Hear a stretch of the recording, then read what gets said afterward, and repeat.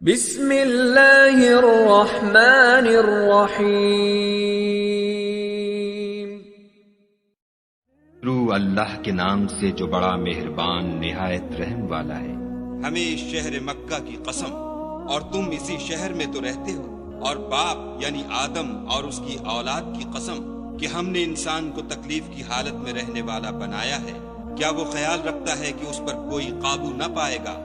کہتا ہے کہ میں نے بہت سا مال برباد کر دیا۔ کیا اسے یہ گمان ہے کہ اس کو کسی نے دیکھا نہیں؟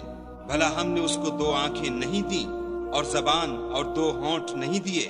یہ چیزیں بھی دیں، اور اس کو خیر و شر کے دونوں رستے بھی دکھا دیے، مگر وہ گھاٹی پر سے ہو کر نہ گزرا۔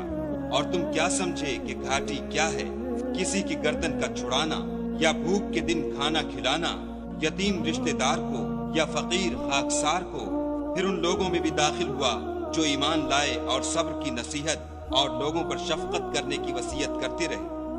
یہی لوگ صاحب سعادت ہیں، اور جنہوں نے ہماری آیتوں کو نہ مانا وہ بدبخت ہیں۔ یہ لوگ آگ میں بند کر دیے جائیں گے۔